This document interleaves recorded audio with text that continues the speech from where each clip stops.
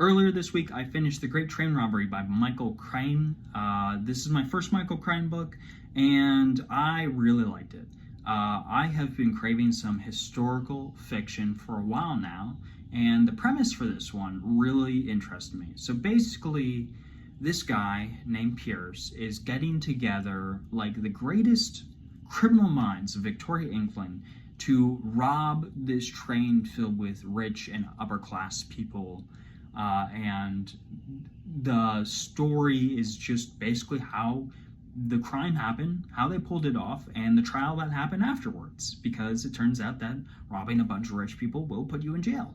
And it's just like a really good time, to be honest. I love history. I find it really fascinating, but I love history even more when you get to kind of live the lives of the people who you're reading about.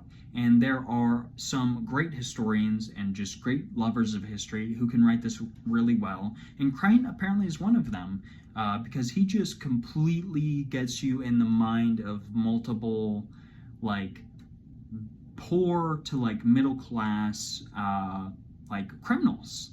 And they are just like this diverse group of just very wacky characters, almost like an Ocean's 11 kind of cast, where you got the main guy who's planned out the entire thing. You got the safecracker. You've got the guy who's very good at pickpocketing. You got the guy who's very good at scamming and distracting people, and all of that, and like defrauding people. And it's all of those things coming together while also discussing this era in English history, which was not the best time to be alive.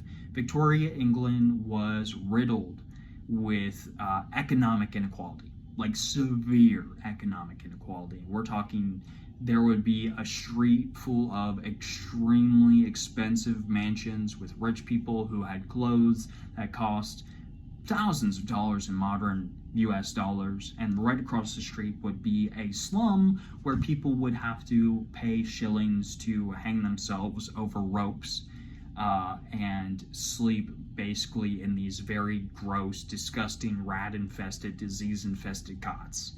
And I think that just really highlights kind of why these crimes occur, or at least some crimes occur.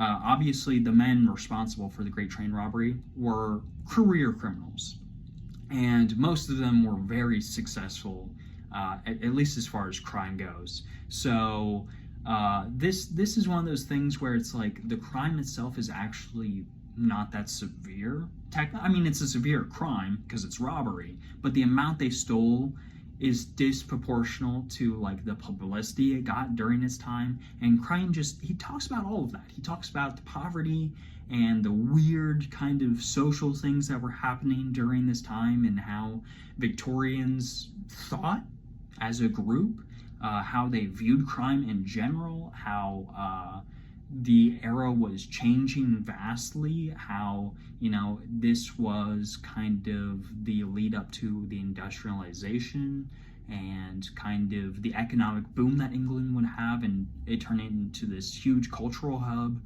that we understand it as now, and all of these other things that I just found really fascinating. So I would highly recommend this for anyone who, honestly, if you're a fan of like the Ocean's 11 series, I would recommend this to you. If you're a fan of historical fiction, I would recommend this to you. If you're a fan of just learning about historical crimes with a bunch of very zany and fun characters, I recommend this to you.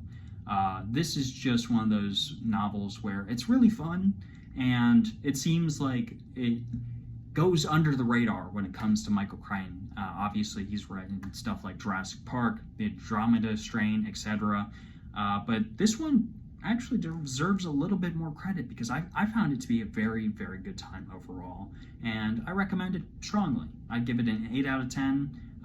Great characters, great pacing.